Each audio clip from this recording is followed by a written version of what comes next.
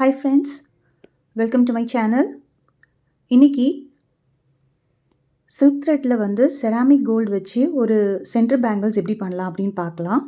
So இது வந்து ஒரு பட்டு சாரீக்கு இதுக்கு ஒன்று வந்து சாம்பிள் நான் செஞ்சுருக்கேன். ஸோ இதே மாதிரி நான் இங்கே செய்ய போகிறேன். கஸ்டமைசேஷனில் வந்து டார்க் ப்ளூ கேட்டிருந்தாங்க. ஸோ அதனால் டார்க் ப்ளூ வந்து க்ளாஸியில் ஸ்கொயர் ஷேப் வச்சுட்டு இது ஃபுல்லாக கோல்டன் தீம் அப்படிங்கிறதுனால நான் இங்கே வந்து சுற்றி வந்து கொடுத்துருக்கிறது வந்து 3 mm நார்மல் ரவுண்ட் கோல்டு கொடுத்துருக்கேன். ரிமைனிங் எல்லாமே வந்து செராமிக் கோல்டில் ஸ்கொயரை வந்து ஃபில் பண்ண போகிறோம். பாருங்கள், இது வந்து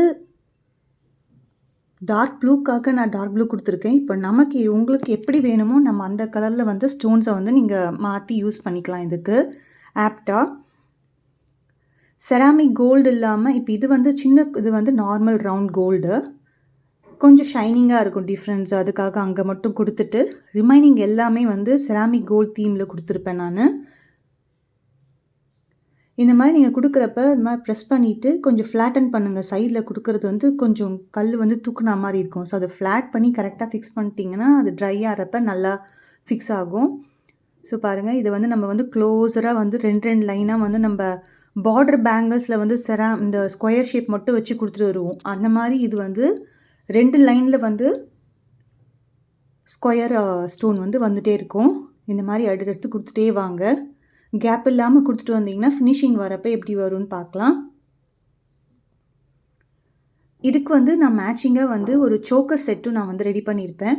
அது வந்து நீங்கள் பார்க்கணுன்னு நினச்சிங்கன்னா என்னோடய லைவ் வீடியோஸில் எடுத்து பாருங்கள். அங்கே வந்து லாங் செயினாகவும் வச்சுருப்பேன். அதுக்கப்புறம் கன்வெர்ட் பண்ணி அது ஷார்ட்டாக சோக்கராகவும் நான் ரெடி பண்ணியிருப்பேன். MDF ரவுண்ட் ஷேப் பேஸ் வச்சு. ஸோ இப்போ இங்கே பார்த்தீங்கன்னா பேங்கிளில் வந்து ஆல்மோஸ்ட் ஃபினிஷ் லெவல் வந்தாச்சு. இது நீங்கள் கிட்ட வரப்போ பார்த்துட்டே வாங்க, நமக்கு ஸ்பேஸ் எக்ஸ்ட்ரா வருதா என்ன அப்படின்ட்டு.